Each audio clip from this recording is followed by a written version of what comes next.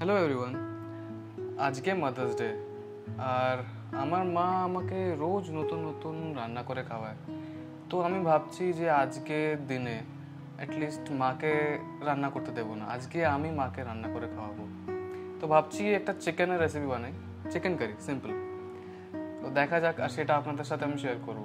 তো দেখা যাক ওটা কীরকম হয়, মা রিভিউ দেবে। আর লেটস সি, ঠিক আছে? হ্যাঁ ঠিক আছে। সকালবেলা নিজেই চিকেন নিয়ে এসেছে, বলছে যে আজকে আমি রান্না করি, আজকে তোমাকে রান্না করতে হবে না, তুমি তো প্রত্যেক দিন রান্না করো আর ছোট থেকে আমাকে তুমি রান্না করে খাওয়াও, তো আজকে তুমি রেস্ট নাও। এটা আমার অনেক বড় সৌভাগ্য যে আজকে আমার রেস্ট হচ্ছে। ঠিক আছে, রান্নাটাও করুক, কেমন হয় সেটা অবশ্যই আপনাদেরকে জানাবো। আর আপনারাও অনেক দিন ধরে ওর কাছে চিকেনের রান্না দেখতে চেয়েছিলেন, আগেও বলেছিল যে চিকেন রেসিপি করে দেখাবে। তো আজকে যখন সুযোগটা হয়েছে ভাবলাম ভিডিওটা আপনাদের সঙ্গে শেয়ার করি। তাহলে শুরু করা যাক আজকের ভিডিওটা। আচ্ছা, তো এই চিকেন কারি বানাবার জন্য প্রথমে একটা মশলা বানাতে হবে, যার জন্য দুটো পেঁয়াজ এই এরকম চৌকো টুকরো করে কেটে নেবা। হ্যাঁ, এটা দিয়ে দিচ্ছি মিক্সার গ্রাইন্ডারের মধ্যে। এই জিঞ্জার দিয়ে দিচ্ছি। জিঞ্জার কত দিলে? ওই হাফ ইঞ্চি। হ্যাঁ ঠিক আছে। 10 থেকে 12 কোয়া রসুন। আচ্ছা, কেউ কিছু মনে করবেন না, অভ্যেস নেই তো এভাবে করা, একটু কিন্তু হিচকিচিয়ে ও বলবে, ঠিক আছে? আপনারা একটু মানিয়ে নেবেন। আচ্ছা, মশলাটা করা হয়ে গেছে। হ্যাঁ, এবার আমরা রান্নাটা স্টার্ট করব। আচ্ছা, এখানে নেওয়া হচ্ছে 1 কিলো উইথ বোন চিকেন থাইয়ের পিস। আচ্ছা, রান্নাটা আমি কুকারেই করছি। এটাকে একটু গরম হতে দেবো। না, তেলটা দিয়ে দাও, তেলটা গরম হোক। আচ্ছা ঠিক আছে, তাহলে ডিরেক্টলি তেলটা দিয়ে দিচ্ছি। এখানে এই 2 হাতা পরিমাণে সাদা তেল দিয়ে দিচ্ছি।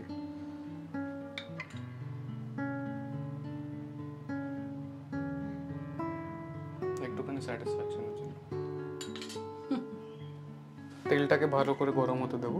আচ্ছা, এর মধ্যে তেলটা একটু গরম হয়ে গেলে এই গোটা মশলাগুলো দিয়ে দেবো। একটা বড় স্টিক সিনামন, দারচিনি, 3টে কার্ডামাম মানে ছোট এলাচ, আর 5-6টা লবঙ্গ, এটা এর মধ্যে দিয়ে দিচ্ছি।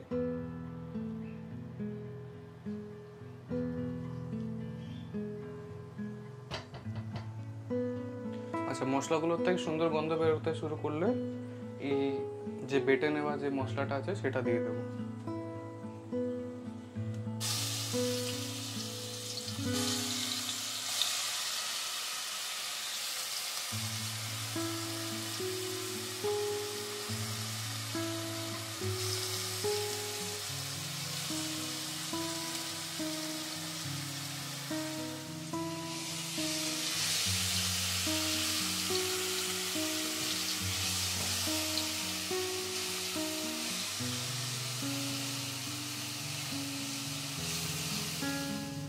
আচ্ছা, এবারে এইটা হয়ে যাওয়ার পর চিকেনটা এর মধ্যে দিয়ে দেবো। কোনটা হয়ে যাওয়ার পর?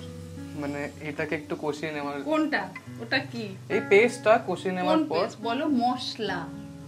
মশলাটা কষিয়ে নাও। মশলাটা কষিয়ে নেওয়ার পর, আমি তো চ্যানেল চালাবো না, এত আই গেস সবাই বুঝতে পেরে গেছে। হ্যাঁ, তো এই মশলাটা কষিয়ে নেওয়ার পর আমরা এই চিকেনটা এর মধ্যে দিয়ে দেবো।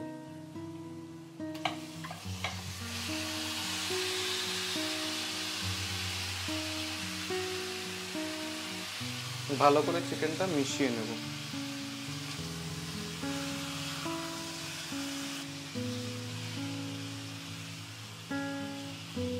আচ্ছা, চিকেনটা মশলা দিয়ে ভালো করে কষিয়ে নেব।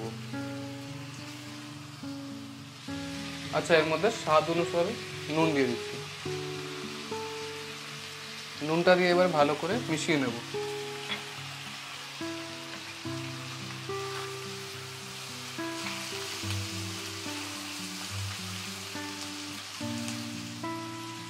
আচ্ছা, হাফ কাপ দই ভালো করে ফেটিয়ে নিয়েছি, এটা এর মধ্যে চিকেনের মধ্যে দিয়ে দিচ্ছি।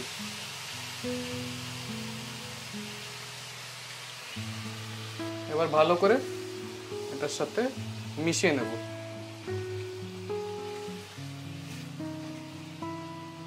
মা গন্ধটা ভালো আসছে?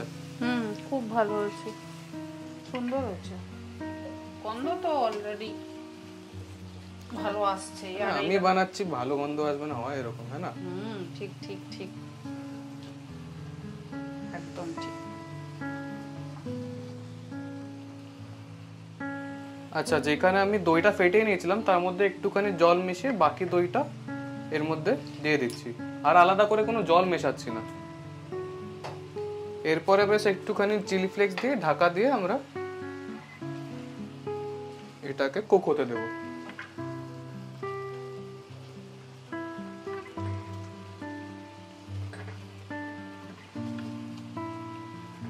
আচ্ছা, এর মধ্যে 1 টেবিল চামচ পরিমাণে চিলি ফ্লেক্স দিয়ে দিলাম।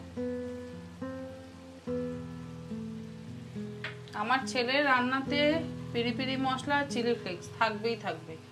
কোনো কাঁচা লঙ্কার ব্যবহার হয় না, চিলি ফ্লেক্সের ব্যবহার হয়। পেরি পেরিও দিতে পারি না।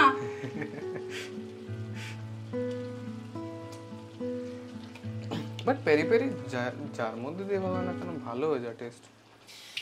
এর মধ্যে দিলে ভালো হবে নাকি? না, আমি খেতে পারবো না, বড্ড ঝাল।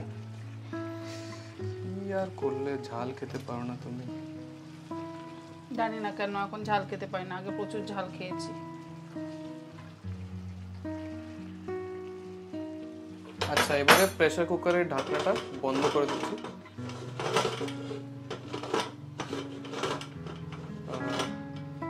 হ্যাঁ, বন্ধ হয়েছে। হয়েছে কি বন্ধু? আচ্ছা। 2টো সিটি দিয়ে মাংসটা আমরা সেদ্ধ করে নেব। আচ্ছা, এই প্রেসার কুকারে সিটি দেওয়া হয়ে গেছে, চিকেনটা আশা করি ভালো করে কুক হয়ে গেছে। আমি এই প্রেসার কুকার না লাগাতে পারি না খুলতে পারি, তো মা খুলবে এটা। স্টিমটাও রিলিজ হয়ে গেছে। তোমাকে শিখিয়ে দিই, এইভাবে না আগে ওয়েট ভালভটা ওপরে করে নেবে, তারপরে দেখবে এটা হালকা হয়ে যাবে। হালকা হয়ে গেলে, লুজ হয়ে গেলে, বাহ, দেখতে দারুণ হয়েছে। ওই যে একটা চিলি ফ্লেক্স দিয়ে দেয় না, যাতে রংটা একদম অন্যরকম হয়ে যায়, দেখতে দুর্ধর্ষ হয়েছে। কেন হবে না? কার হাতের টাচ আছে? ওরে বাবা, কেন হবে না? তোমাকে কিন্তু গোয়ান প্রন কারি বানিয়ে খাওয়াতে হবে, ঠিক আছে? বানাতে পারতাম তো। আমি কমিউনিটিতে পোস্ট করেছিলাম না, ওটা তো তোমার পছন্দের খাবার, ওটা আমারও তো পছন্দের খাবার নয়। তোমার ওটা ভালো লাগেনি?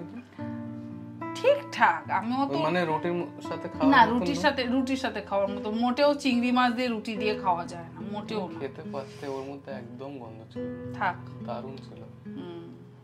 তারপর থেকে আমার ভিউ একদম আলাদা হয়ে গেছিল চিংড়ি মাছের উপর। ঠিক আছে, চলো, এটা ডান, কমপ্লিট। এবার এই চিকেনটাকে সার্ভ করছি। আচ্ছা, এটা বানানো হয়ে গেছে, এবার মাকে টেস্ট করাই। কেমন আছে? খুব ভালো। মন রাখার জন্য বলছো না তো? সত্যি সত্যি ভালো আছে? একদম না, খেয়ে দেখি। নিজেও খেয়ে দেখো। না, আমি একদম মন রাখার জন্য বলিনি, সত্যি ভীষণ টেস্টি হয়েছে। হয়েছে কি না? ভালোই হয়েছে। ভালোই হয়েছে। কেন? ভালো হয়েছে, গুড। আপনারা একবার ট্রাই করতে পারেন। তবে হ্যাঁ, তেলটা অবশ্যই একটু কম দেবেন, তেলটাও একটু বেশি দিয়ে ফেলেছে, কারণ দই থেকে তো তেল বেরোয়, আবার চিকেনের থেকেও তেল বেরোয়, তো সেই জন্য আমি তেলের ব্যাপারে একটু বলবো, তেলটা একটু বেশি হয়েছে। ঠিক আছে, টেস্ট ওয়াইজ ভেরি গুড। রুটির সাথে তো ভীষণ ভালো লাগবে, পরোটা হলেও আরো ভালো, নান বা বাটার নান যদি হয় তাহলে আরো ভালো, একদম পারফেক্ট আছে। তো এখানেই আজকের ভিডিওটা শেষ করছি, আর সবাইকে আমাদের দুজনের তরফ থেকে happy mother's day to all the mother's. I hope যে আপনারা এই দিনটা আপনাদের ডটার্স বা সন্সদের সাথে ভালো করে কাটাবেন, and I hope you all the best. ঠিক আছে, আজকের ভিডিওটা তাহলে এখানে শেষ করি, দেখা হবে পরের ভিডিওতে।